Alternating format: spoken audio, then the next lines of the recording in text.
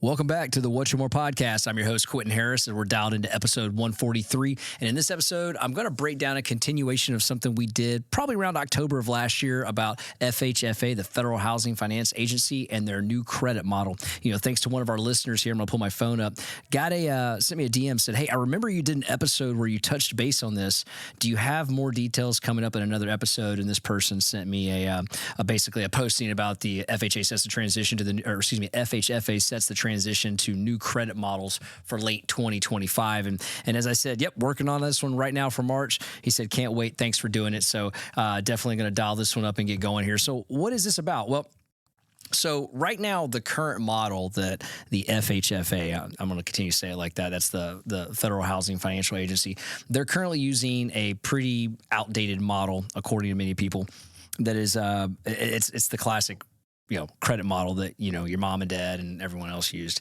And they're moving over to the Vantage 4.0 model. Now, we did an entire episode on FICO 10 and Vantage 4.0.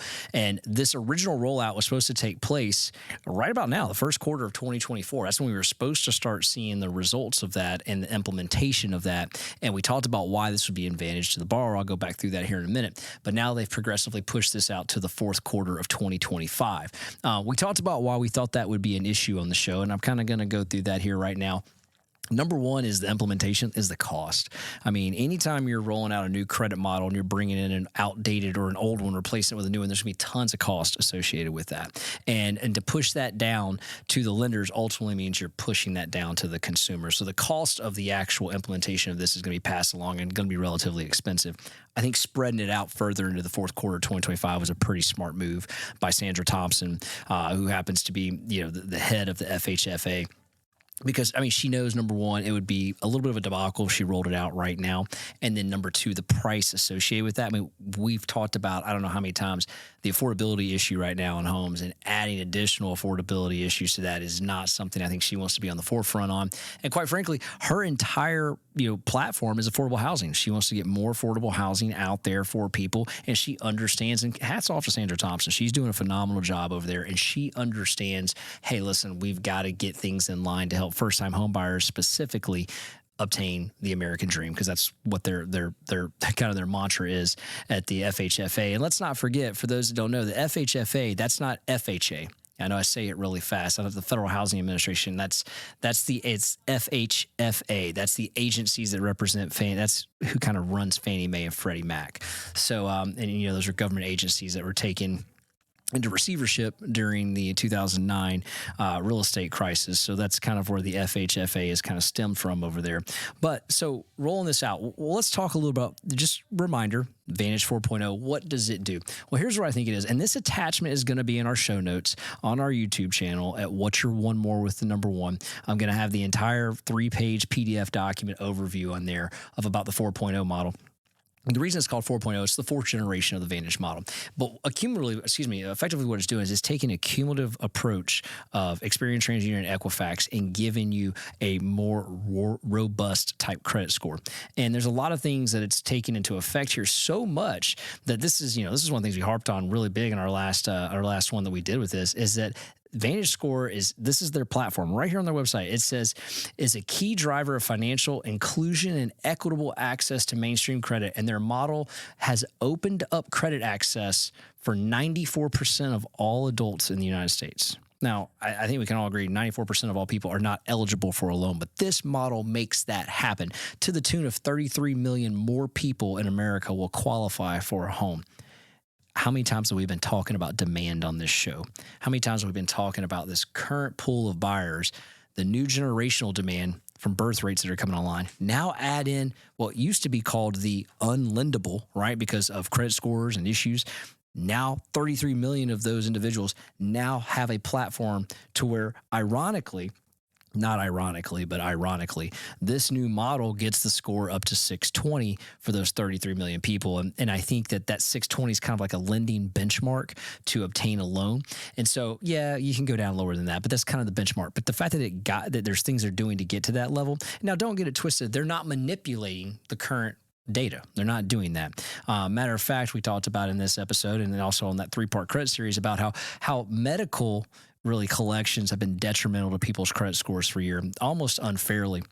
And we've talked about how sometimes you're not even notified that you owe a medical collection as little as $10 all the way up to $100, but yet it's sitting on your credit report, just hammering your score. Yeah, I agree. That's an issue. And these models don't take those into consideration. They allow them to be paid off and just removed completely.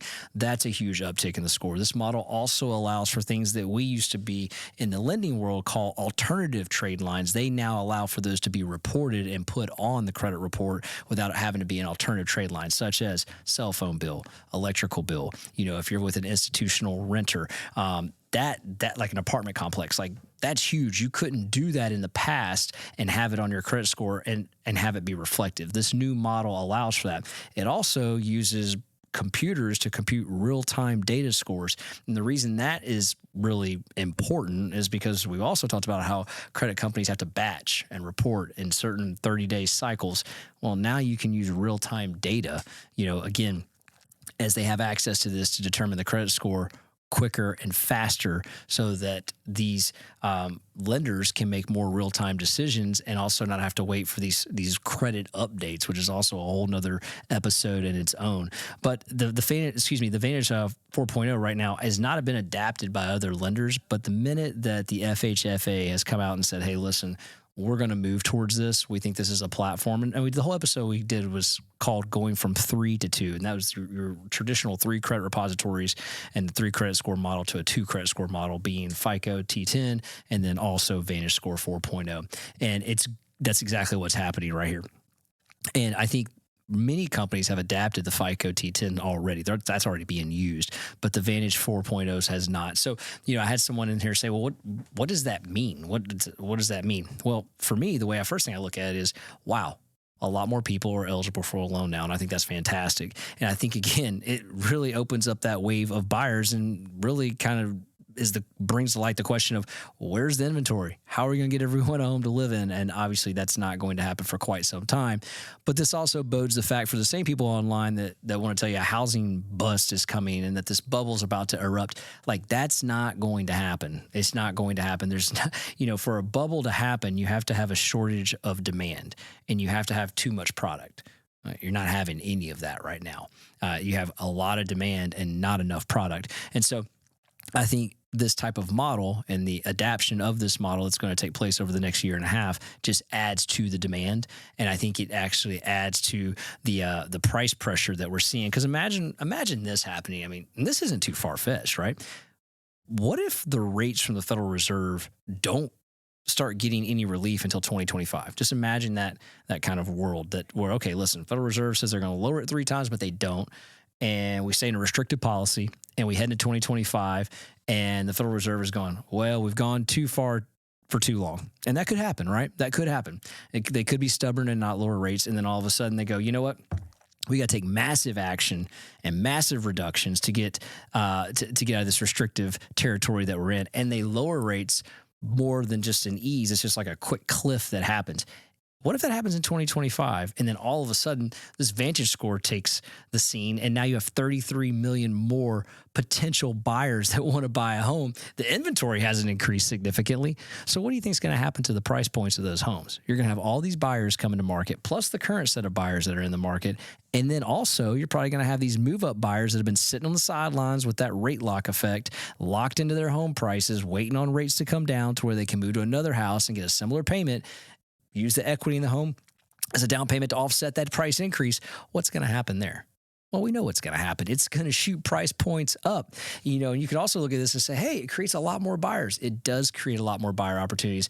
But without that product, without that supply, a lot of these buyers are going to be fighting each other for the limited amount that's out there, raising those price points. And I think that's something that we just continue to preach is going to happen. The one thing that I probably didn't take into consideration was the fact that this can bring so many more buyers. I always look at like the birth rate charts and the fact that we have so many, different people coming of age, because the first time home buyer is 33, 34 years old right now. I always look at the fact that we have so many people coming of age and you're going, that's going to be your new first time home buyer. But heck, how many people are in this 33 million? I mean, this might not just be, millennials. This might be all ranges of generations now that become, you might have someone in this 33 million, it's a first time home buyer that actually is now 45 years old because something changed on their credit. I just don't know. But I do know this, 33 million, that's a big number. because you look at the current buyer pool in America right now, you're probably going to double it with that number, or at least a third, 33% more to it with this model on here. And I think that this is a market mover. I think this is going to happen. This is a great move by the FHFA. And I think for those people that depend on traditional credit, like, revolving credit, auto loans, I think this is going to add an additional layer to that, because one of the major things in a credit report that we talked about with Tracy King, from Partners Credit, when she broke down the credit model and how they calculate that, is that a lot of it is given to your highest amount of the trade lines. So like a mortgage, for example, the mortgage carries the most weight of all the trade lines. Well, now if your housing can be where you're renting, that can now carry significant weight, raise your credit score if you have a great rent history. That's important. Also, JEA, phone bill, all that stuff being additional trade lines to that, showing utilization and depth. That was the next thing. So we talked about how 35% history and then 30% was utilization and depth. Now that you can add those things on there and it automatically picks them up, that's a huge win for the consumer. And by the way, it's not just the 33 million people that they're bringing. It's someone like myself. It's going to be adding to that and making it better as well. So if you already have great credit, this is just going to improve that as well, and essentially help your score go up, because in these models, these FHFA models, you look at these loan level price adjustments, right? We did an episode on this where we talk about you are hit by your credit score.